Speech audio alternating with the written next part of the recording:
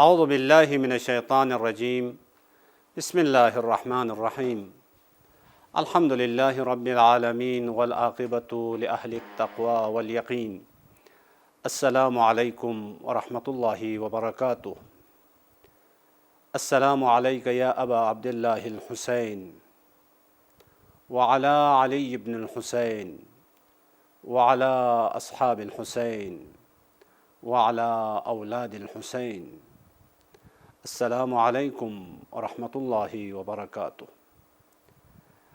ناظرین گرامی قدر، عاشورہ ایک ایسا جامع اور انسان ساز مکتب ہے۔ اس مکتب کے صحیح طرح سے اگر ہم مطالعہ کریں، اسٹڈی کریں، تو اس صورت میں انسان کی ہدایت کے لیے، انسان کی سعادت کے لیے، انسان کی کامیابی کے لیے جن اصولوں کی ضرورت ہوتی ہے وہ تمام اصول اور قواعد ہمیں اس عظیم اور لازوال مکتب سے ہمیں ملیں گے۔ ان اصولوں میں سے ایک اصل آج آپ کی خدمت میں عرض کروں، وہ عدالت ہے۔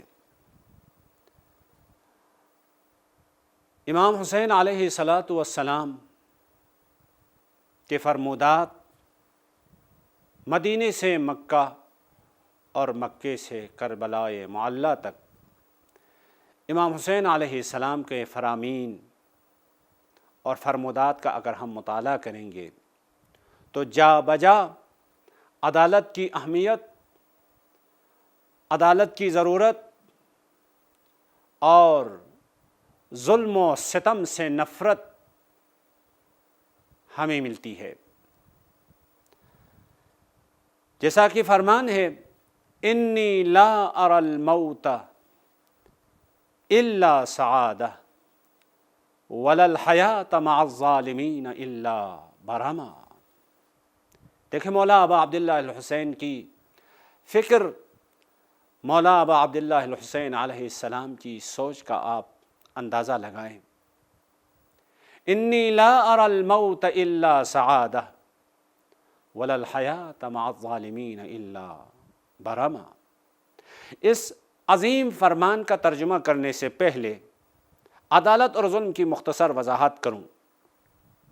جب ہم ظلم و ستم کی بات کرتے ہیں تو معمولاً ہمارے ذہن میں یہ تصور آتا ہے کہ ظلم یعنی کسی کو مارنا، قتل کرنا، خون بہانا، تو یہ ظلم ہوگا اور قتل کرنے والا ظالم ہوگا۔ نہیں، ایسا نہیں ہے۔ عدالت یعنی کیا مطلب؟ عدالت حقدار کو حق دینا، ظلم یعنی حقدار سے اس کا حق چھین لینے کا نام ظلم و ستم ہے۔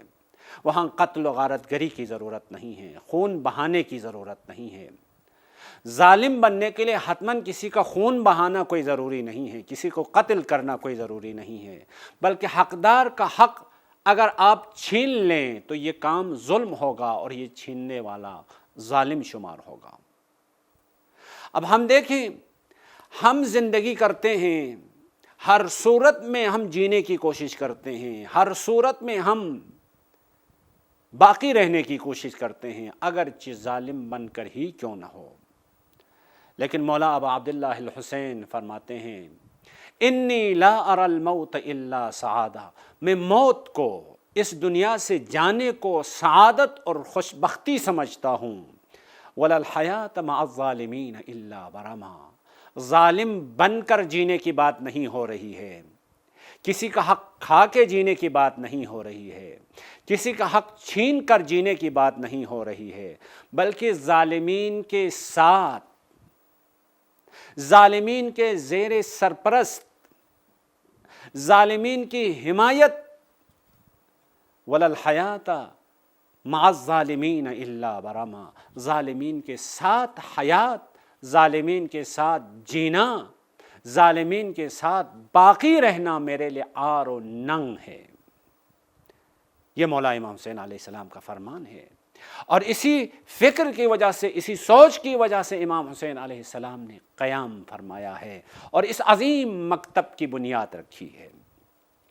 ایک اور جگہ پر ارشاد فرماتے ہیں من رأى سلطانا جائرا، دیکھیں یہ عام ہے، من رأى سلطانا جائرا، کوئی انسان ایک ظالم بادشاہ کو، ظالم حاکم کو، ظالم حکمران کو دیکھ لیں، مستحلا لحرام اللہ ناکثا عہدہ مخالفا لسنت رسول اللہ، حرام خدا کو حلال اور حلال خدا کو حرام قرار دینے والا، عہد الہی کو پامال کرنے والا، سنت رسول اللہ صلی اللہ علیہ وآلہ وسلم کی مخالفت کرنے والا کوئی حاکم، کوئی جائر حکمران دیکھ لیں تو اس پہ ضروری ہے اس حاکم کے خلاف، اس ظالم کے خلاف اپنی توانائی کے مطابق، اپنے بساط کے مطابق، اپنے پاس امکانات کے مطابق اس ظالم کی مخالفت کرنا،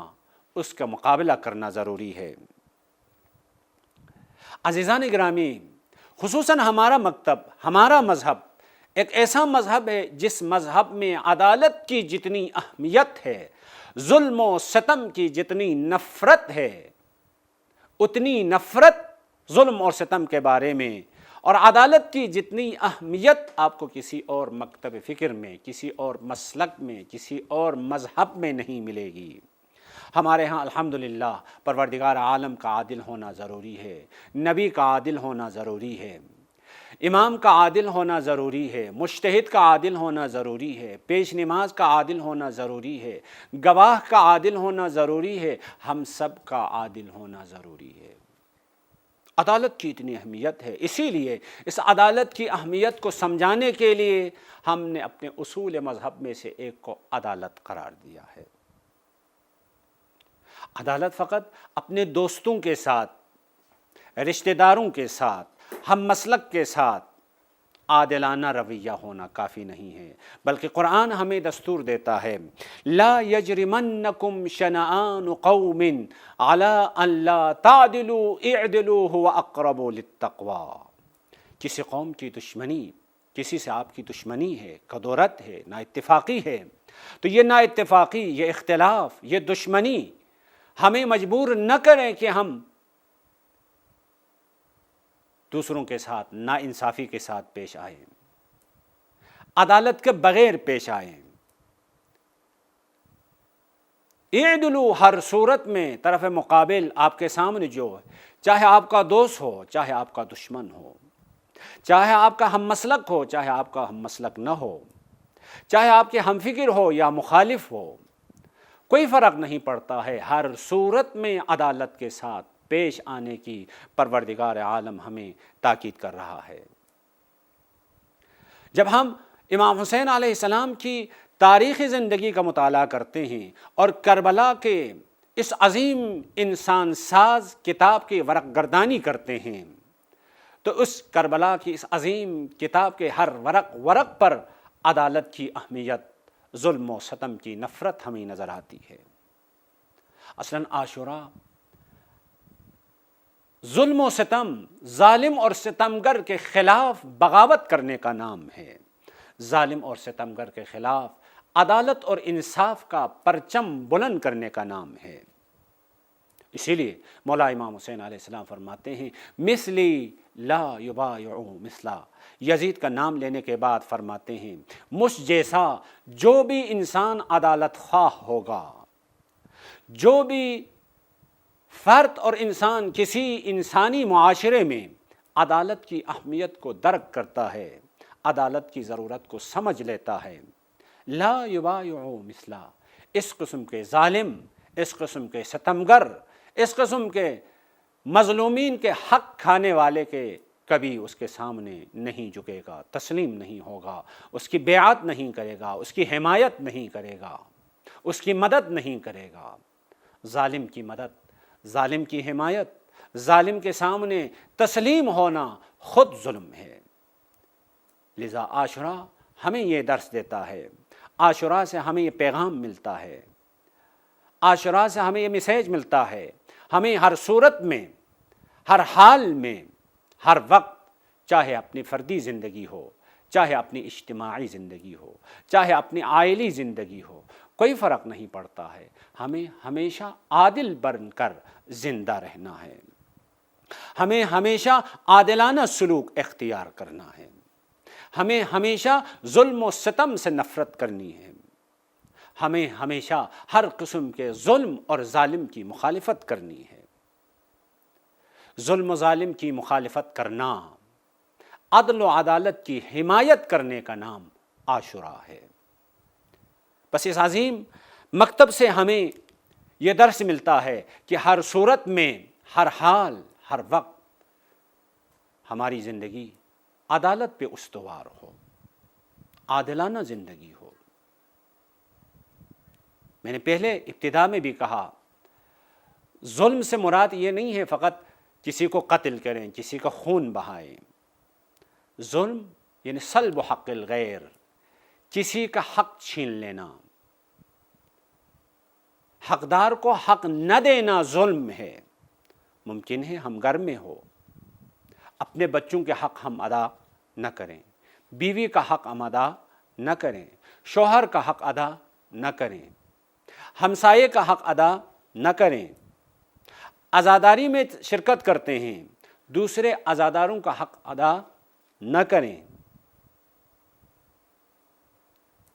ہم جلوس میں نکلتے ہیں،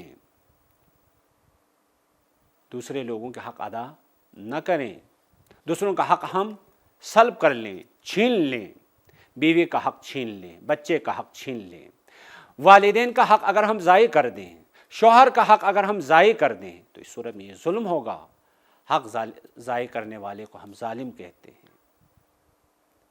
بس عاشوراء سے ہمیں یہ درس ملتا ہے، یہ پیغام ملتا ہے کہ ہمیں ہر صورت میں عادلانہ رویہ اختیار کرنا ہے، چاہے ہمارا دوست ہو یا دشمن ہو، ہم فکر ہو یا مخالف ہو، ہم مسلک ہو یا مخالف ہو، کوئی فرق نہیں پڑتا ہے۔ لذا ہمارا مکتب، ہمارا مذہب، ہمارا دین الحمدللہ ثم الحمدللہ ایک ایسا مذہب ہے، ایک ایسا مکتب ہے، اس مکتب کی بنیاد عدالت پہ استوار ہے۔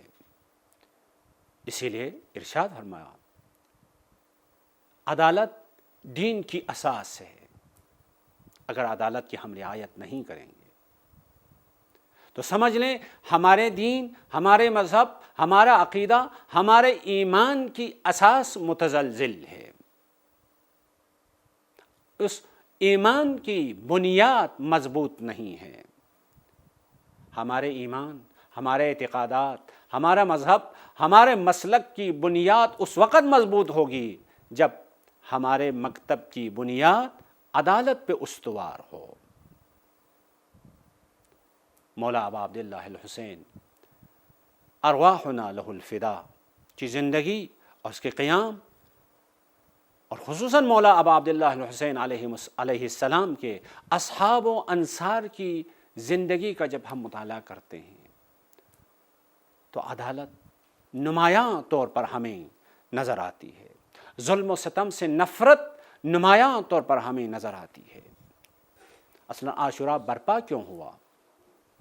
عاشوراء ظالم کی مخالفت کرنے کے لیے، ستمگر سے نفرت کرنے کے لیے، ظالم کے ظلم کے ایوانوں کو گرانے کے لیے عاشوراء برپا ہوا ہے۔ ورنہ اگر ظالم کی مخالفت کرنا، ظلم سے نفرت کرنا، عدالت کا پرچم بلند کرنا مقصود نہ ہوتا تو بہت سارے اور مسلمان بھی مولا ابا عبداللہ الحسین علیہ السلام کے زمانے میں مدینے میں رہتے تھے اور آرام سے زندگی بسر کر رہے تھے، لیکن امام علیہ السلام خود مدینے میں ہیں، یزید شام میں ہیں، خود مدینے کا حاکم نہیں ہے، یعنی ادھر نہیں رہتا ہے، لیکن اس کے باوجود فرماتے ہیں انی لا اری الموت الا سعادہ، میں موت کو، مرنے کو سعادت سمجھتا ہوں۔ عدالت کی راہ میں، عدالت کی ترویج میں، عدالت کے پرچم کو بلند کرتے ہوئے، عدالت کے عالم کو بلند کرتے ہوئے مرنے کو میں سعادت سمجھتا ہوں۔ وَلَا الْحَيَاةَ مَعَ الظَّالِمِينَ إِلَّا بَرَمًا، ظالم بن کر کی بات نہیں ہو رہی ہے، ظالمین کے ساتھ جینا میرے لیے آر و ننگ ہیں۔ ظالم کے سامنے خاموش رہنا، ظالم کے سامنے سکوت اختیار کر کے زندگی بسر کرنا مجھ حسین ابن علی کے لیے آر و ننگ ہے۔ لذا مثلی لا یبایع بسلا، رہتی دنیا تک یہ پیغام ہمیں دیا ہے، مجھ جیسا جو بھی ہوگا، یعنی میرا جو ہم مسلک ہوگا، میرا جو ہم عقیدہ ہوگا، میری راہ پہ چلنے والا ہوگا، یعنی ہر حسینی، جو بھی حسینی ہوگا، وہ اپنی زندگی عدالت پہ استوار کرے گا۔ اس کی زندگی فردی زندگی ہو یا اجتماعی زندگی ہو، سیاسی زندگی ہو یا عائلی زندگی ہو، ہر حال میں، ہر صورت میں اس کی زندگی عادلانہ زندگی ہوگی۔ اب ہمیں محرم پہ محرم گزر جاتا ہے، ہمیں ذرا دیکھنا چاہیے، غور و فکر کرنے کی ضرورت ہے، سوچنے کی ضرورت ہے، آیا ہم نے اپنی زندگی کو عدالت پہ استوار کیا ہے یا نہیں؟ عدالت کی اہمیت، عدالت کی ضرورت کو کس حد تک ہم درک کرتے ہیں، کس حد تک ہم سمجھتے ہیں؟ آیا ہم ظلم و ظالم کی مخالفت اور اس سے نفرت کرنا ہماری زندگی کا حصہ قرار دیا ہے یا نہیں؟ ہماری زندگی کا شعار قرار دیا ہے یا نہیں؟ اگر ہم نے ایسا کیا ہے، عدالت کو اپنی زندگی کا حصہ بنا لیا ہے، ظلم اور ظالمین سے نفرت کرنے کو اپنی زندگی کا شعار اور حصہ قرار دیا ہے، تو سمجھ لیں مکتب عاشوراء سے ہم نے سعادت کا درس، کامیابی کا درس ہم نے لے لیا ہے۔ ورنہ اس عظیم مکتب اور اس عظیم درسگاہ اور اس عظیم انسان ساز اور الہی مکتب سے ہم نے کما ہوا حق ہو استفادہ نہیں کیا ہے۔ ہماری ہدایت کے لیے، ہماری سعادت کے لیے فقط عاشوراء کی یاد کرنا کافی نہیں ہے۔ فقط مثال آپ کے لیے، قرآن انسان کی ہدایت کے لیے ایک دستور حیات ہے، جامع اور کامل، ایک الہی نسخہ ہے۔